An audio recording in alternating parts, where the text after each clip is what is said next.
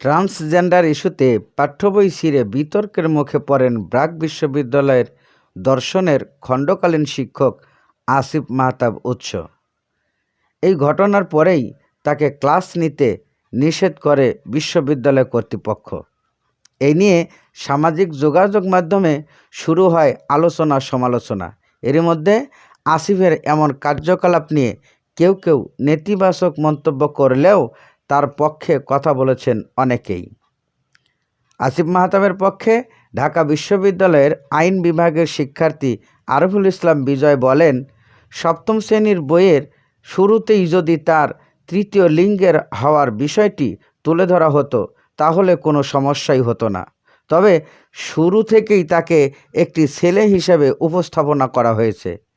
এরপর বলা হয় যে সে মনে মনে নিজেকে একজন নারী মনে করেন, আর এটি মূল সমস্যা বলে মনে করেন তিনি।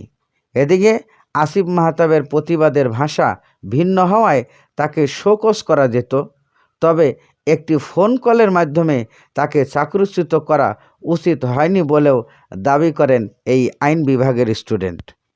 এ বিষয়ে সাইফুল ইসলাম নামের এক ব্যক্তি ফেসবুকে পোস্ট করে লেখেন, ট্রান্স মতবাদ বাস্তবায়নের চক্রান্ত করা হচ্ছে।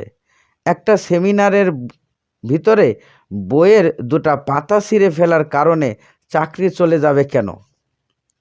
ব্র্যাক বিশ্ববিদ্যালয় কেন এই ইস্যুতে কঠিন পদক্ষেপ নিল সেই প্রশ্নও তোলেন তিনি। এ বিষয়ে ইসলামী বিষয়ক প্রভাষক এইচ.এম. শফিউল আজম বলেন, ট্রান্সজেন্ডারের এই বিষয়টি ইসলাম সমর্থন করে না। আসিফ মাহতাবকে চাকুরি থেকে বের করার ঘটনাটি ষড়যন্ত্র হিসেবে মনে করেন তিনি। এদিকে কেউ কেউ আবার সপ্তম শ্রেণীর বইয়ের ট্রান্সজেন্ডারের আলোচনার অধ্যায়ের পৃষ্ঠা ছিঁড়ে ভিডিও আপলোড করে প্রতিবাদ জানাচ্ছেন। জানা গেছে, গত 19 জানুয়ারি রাজধানী কাকরাইলে ইনস্টিটিউট অফ ডিপ্লোমা ইঞ্জিনিয়ার্সের বর্তমান চাকরি এবং বর্তমান কারিকুলামের নতুন পাঠ্যপুস্তক বাস্তবতা ও ভবিষ্যৎ শীর্ষক সেমিনারের আয়োজন করেন জাতীয় শিক্ষক ফোরাম। ওই অনুষ্ঠানে সপ্তম শ্রেণীর ইতিহাস ও সামাজিক বিজ্ঞান বইয়ের একটি অধ্যায়ে ট্রান্সজেন্ডার নিয়ে আলোচনা করেন। শিক্ষার্থীদের মগজ ধুলাই করা হচ্ছে বলে মনে করেন ব্র্যাক বিশ্ববিদ্যালয়ের দর্শন বিভাগের খণ্ডকালীন শিক্ষক আসিফ মাহতাব উৎস। এ সময় তিনি সপ্তম শ্রেণীর ওই বইয়ের মানুষের সাদৃশ্য ও বাস্তবতা অধ্যায়ে শরীফার গল্পের অংশের পাতা ছিঁড়ে প্রতিবাদ জানান। এরপরে রবিবার রাতে এক ফেসবুক স্ট্যাটাসে জানান, ব্র্যাক বিশ্ববিদ্যালয়ের কর্তৃপক্ষ তাকে আর ক্লাস নিতে যাওয়ার জন্য নিষেধ করেছেন, যেন তিনি আর ক্লাস নিতে বিশ্ববিদ্যালয়ে না যায়।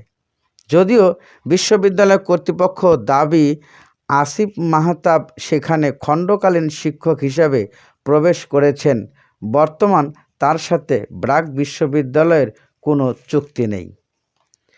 ক্যাম্পাসে সবার মাঝে সহযোগিতামূলক এবং সৌহার্দ্যপূর্ণ আচরণকে উৎসাহিত করার পাশাপাশি বিশ্ববিদ্যালয়টি তার শিক্ষক শিক্ষার্থীদের তার মত প্রকাশে স্বাধীনতাকে শ্রদ্ধা করে বলেও বিজ্ঞপ্তিতে উল্লেখ করা হয়।